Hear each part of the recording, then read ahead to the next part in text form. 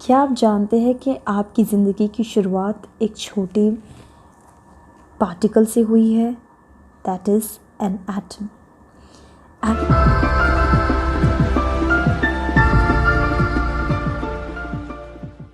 Atom सबसे छोटा particle है।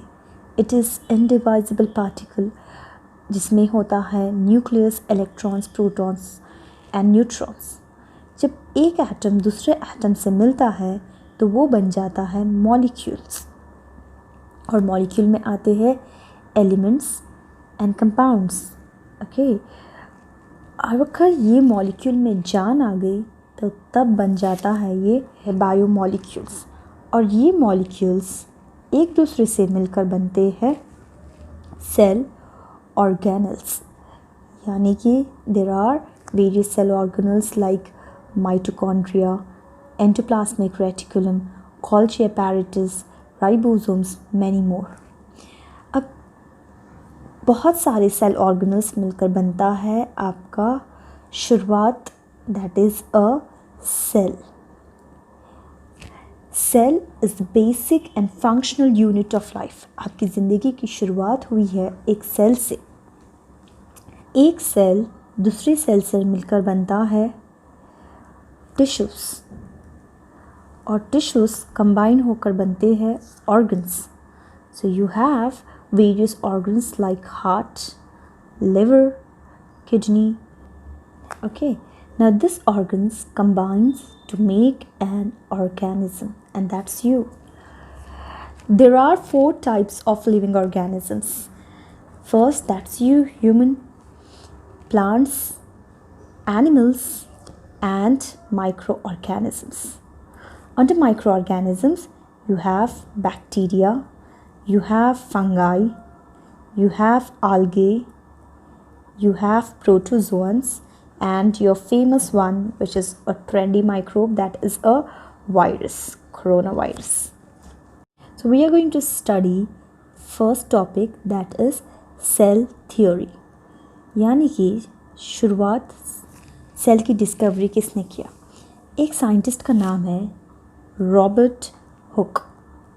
उसने जो बियर की बॉटल का कॉर्क आता है, वो कॉर्क बनता है प्लांट से। सो उसने क्या किया, उसने thin slice of cork cut किया, और ये थिन स्लाइस ऑफ कॉर्क को माइक्रोस्कोप में ऑब्जर्व किया।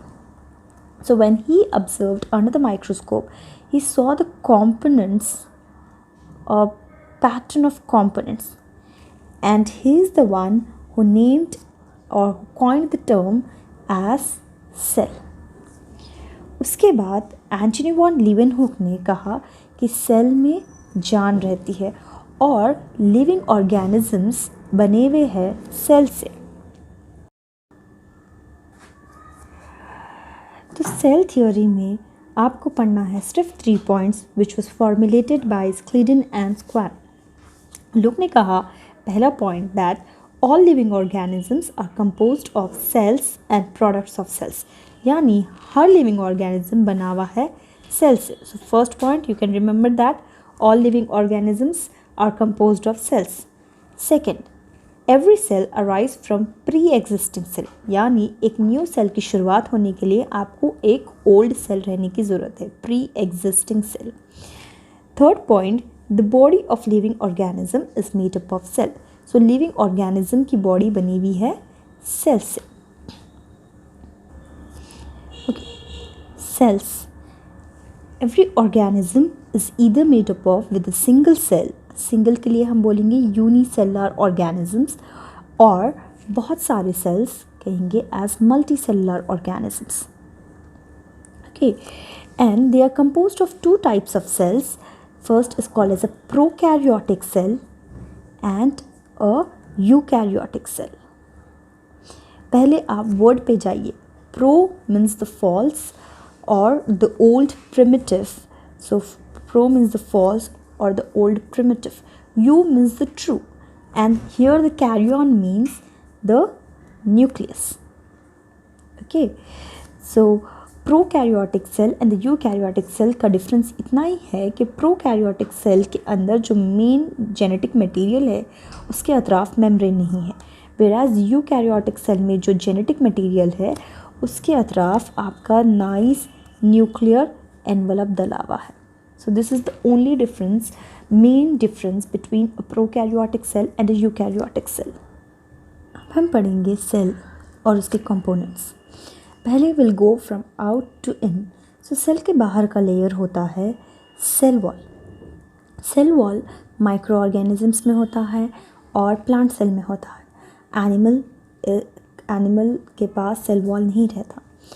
उसके अंदर के लेयर को कहते हैं सेल मेम्ब्रेन और प्लाज्मा मेम्ब्रेन। सेल और प्लाज्मा मेम्ब्रेन, ये प्लाज्मा मेम्ब्रेन होता है गेट की तरह जो एंट्री देता है अच्छे मॉलिक्यूल्स को और गेट अपनी क्लोज कर देता है बुरे मॉलिक्यूल्स के लिए। It will close the gate to stop the entry of bad molecules. So it's called as selectively permeable membrane, selectively permeable membrane और सेमी परमेबल मेम्ब्रेन। और इसके अंदर होती है जेली लाइक फ्लूइड जिसे हम कहते हैं साइटो यानी सेल और प्लाज्मा, साइटोप्लाज्म। नेक्स्ट इसके अतराफ होते हैं various organelles. Jelly like fluid को कहते हैं साइटोप्लाज्म।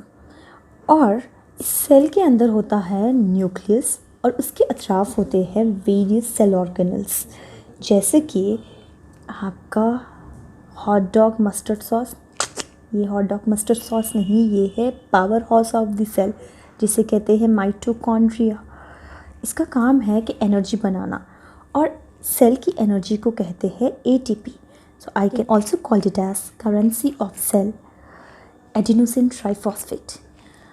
माइटोकॉन्ड्रिया के बाद आता है आपके पास एंडोप्लाज्मिक रेटिकुलम। अगर एंडोप्लाज्मिक रेटिकुलम पे ये छोटे ग्रैन्यूल्स रहते हैं तो ये बन जाता है रफ एंडोप्लाज्मिक रेटिकुलम। अगर वो ग्रैन्यूल्स नहीं रहते हैं तो वो बन जाता है स्मूथ एंडोप्लाज्मिक रेटिकुलम। और ये जो ग्रैन्यूल्स है इसे कहते हैं हम राइबोसोम्स।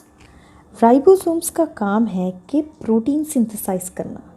अब ये प्रोटीन क्या है? आपके न्यूक्लियस के अंदर जो मेन, जैसे कि आपके पास समझ आइए कि आपके पास हीरा है और उसे आप अंदर रखते हैं तिजोरी में, बहुत ही अंदर, तो सेल का भी कीमती हीरा होता है DNA और the genetic material. So may be you have seen in the advertisements that the spirally wound structures are called as DNA. So ये DNA synthesizes RNA और ये RNA न्यूक्लियस के बाहर जाता है और बनाता है प्रोटीन्स। So ये प्रोटीन्स बनाने में हेल्प करते हैं protein machinery which is called as the ribosomes.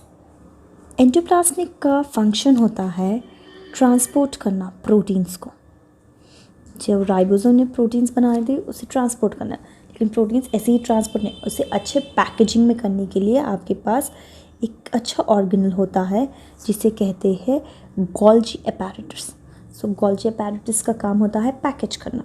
तो हमने बहुत सारे कीवर्ड्स पढ़ा।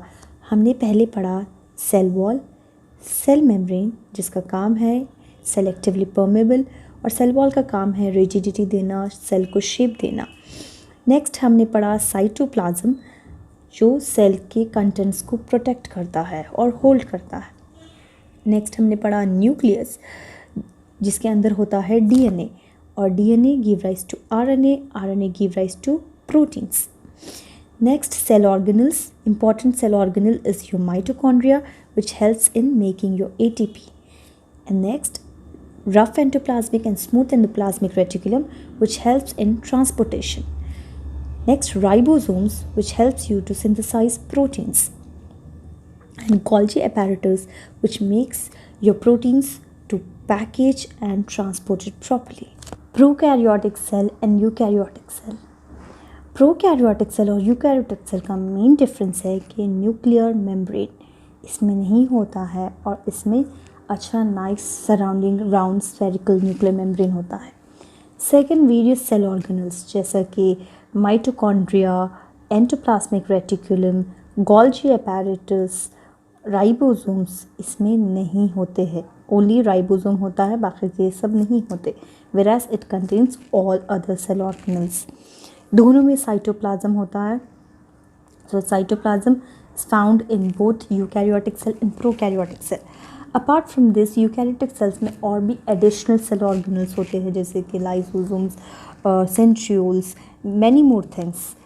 Whereas यहाँ DNA wrapped नहीं होता into chromosome, whereas here DNA will wrap into a chromosome. So as you can see in the diagram that this is a typical eukaryotic cell. Example of eukaryotic organisms are humans, plants, fungi. Virus doesn't come under eukaryotic cell or prokaryotic cell. So if you look at here, आपके पास पहले होता है ये cell wall और next इसकी inner layer होती है cell membrane जिसका काम है सेलेक्टिवली परमेबल मेम्ब्रेन और इसके अंदर जेली वाला सब्सटेंस होता है साइटोप्लाज्म और ये है आपका mitochondria which is a powerhouse of the cells, helps in ATP synthesis. इसके अंदर होता है Golgi apparatus which helps in packaging और ये होता है endoplasmic reticulum which helps in the transport of your proteins. ये एक typical prokaryotic cell है जो पाया जाता है बैक्टीरिया में. Okay, so if we study the layers, first one is the cell wall, second is the plasma membrane, third इसमें पाया जाता है साइटोप्लाज्म और सेल ऑर्गेनल जैसे कि ribosome helps in protein synthesis और इसके अंदर आप देख सकते हैं न्यूक्लियर मेम्ब्रेन नहीं है और इसका जो डीएनए है वो नेट है कॉल्ड एज न्यूक्लियोइड। उसके अंदर और एक भी डीएनए होता है which is called as extrachromosomal DNA जिसे कहते हैं हम प्लास्मिड। इसके पास आप देख सकते हैं ये hairy like structures which helps in conjugation that is fimbriae and pilus जो लोकोमोटरी ऑर्गेनल है which helps in the locomotion of the bacteria called as flagellum. तो हम लोग ने सीखा सेल के बारे में, फिर सेल थ्योरी जिसमें आप 3 पॉइंट्स याद रख सकते हैं। नेक्स्ट हम लोग ने सीखा types of cells, eukaryotic cell and prokaryotic cell. फिर हम लोग ने सीखा सेल एंड इट्स कंपोनेंट्स